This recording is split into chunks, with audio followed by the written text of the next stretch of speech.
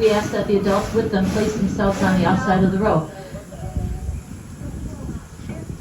We are now heading over to our Smiths Creek station. Please remain seated during this time. Enjoy the ride.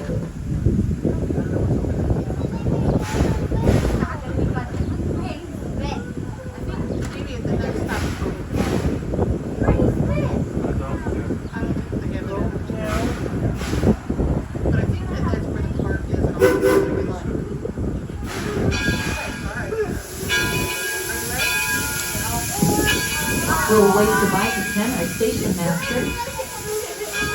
The white home that you see there in the field is called the Susquehanna Plantation, built in 1835 from Maryland. Back in the day, this plantation was 700 acres big, and tobacco was its cash crop. Currently, the field is ready to have tobacco and corn planted. Visit the home today, and you'll hear from a presenter some of the hardships that the slaves endured as they worked the plantation. The little orange home that you see there dates back to the early 1700s, pre-revolution. The Plimpton family lived in the single-room home. They raised 7 children in that home. Next, we have the Ferris windmill that was built in 1635, and it was from Cape Cod, Massachusetts, a gift to Henry Ford from his workers. And then we have the Daggett family farmhouse that comes from Andover, Connecticut, built in 1754. Mr. Daggett built this farmhouse. Visit it and find out how he came up with his own heating and cooling system.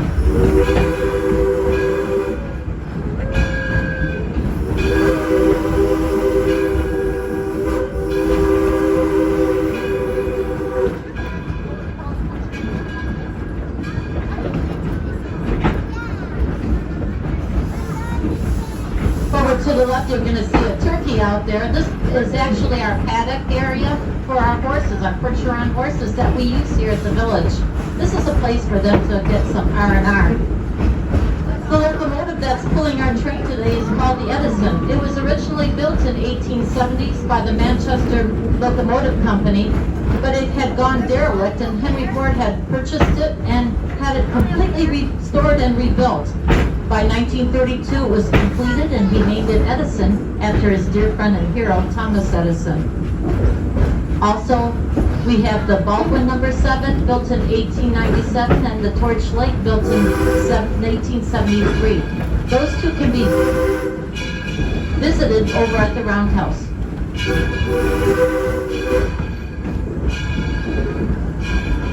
We're now coming into our wildlife preserve. You saw one of the turkeys. There might be more and other types of wildlife. White-tailed deer, maybe some rabbits, coyote. Over by the river, you'll see some wild waterfowl, some turtles. Just keep your eyes open as we move through here.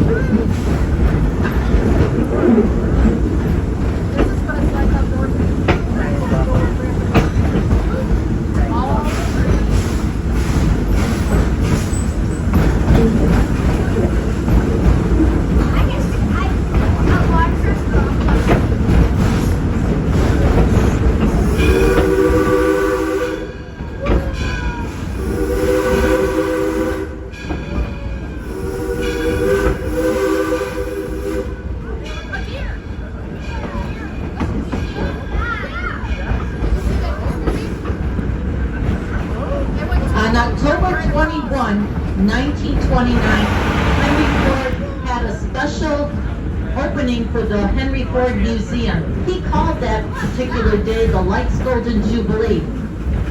Over 277 dignitaries and guests attended over at the Henry Ford Museum, and everything was lit by candle.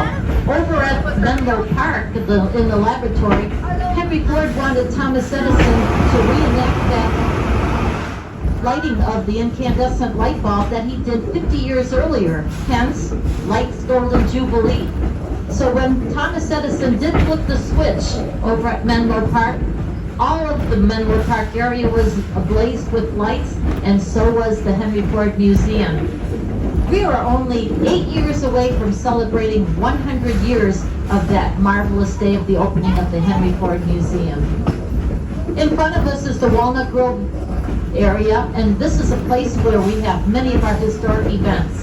Silenced because of COVID last year, but coming back beginning Saturday, June 12th, is historic baseball. We have two of our teams here, the Nationals and the Latidas, and they play against other Midwestern teams. They play according to the rule books of 1867. Come and cheer them on. Bring a chair or a blanket. Also coming June 19th and 20th, returning is Motor Muster. Here you'll be able to stroll through the village and see over 5 decades of vintage cars from the 1930s through the 1970s. In front of us is the Henry Ford Academy High School, built in 1997. Students have come back to learn in class beginning of May, and they are getting prepared for high school graduation. Yesterday was their prom. The program specializes in STEAM, science, technology, engineering, art, and math. The 10th through 12th graders have classes here, and the 9th graders over at the museum. In these vintage railroad cars up ahead, that's reserved for our seniors who will be celebrating graduation.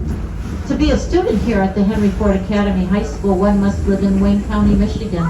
Then it's the luck of the draw that your application is pulled, so you're able to attend high school here for 4 years, all tuition free.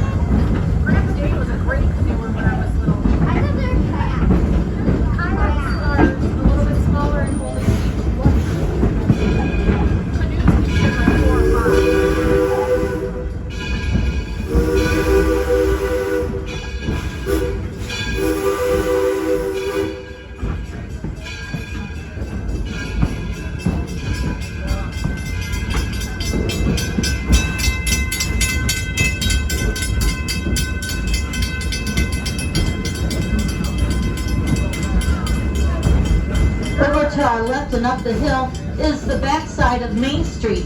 Here you'll see the Martha Mary Chapel that Henry Ford built in honor of his mother-in-law, Martha Bryant, and his mother, Mary Ford. Next to that is the Scotch Settlement Elementary School where young Henry Ford attended. And then we have the Logan County Courthouse that comes from Polsta, Illinois. Built in 1840, young Abraham Lincoln practiced law on those very footboards. We have a presenter there that'll tell you more about the types of cases he tried. And this is also a place for our, what we call the Greenfield Village area, for our eating area, dining area. In front of us is the Taste of History restaurant. They are serving beverages and snacks up until 11 o'clock. After that, from 11 till 3, it'll be comfort food, hot dishes. Some of the recipes come from our historic homes here at Greenfield Village. And all the food is locally sourced, so it's brought in fresh daily. Next to that is the Eagle Tavern restaurant. They began opening and taking reservations at 10:30 this morning.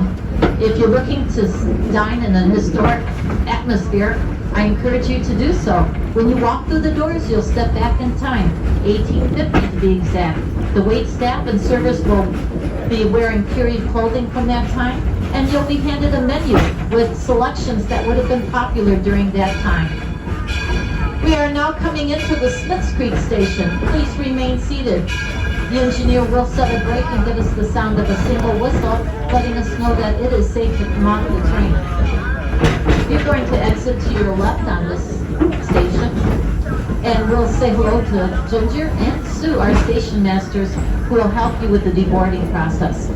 We are now into our Railroad Junction district.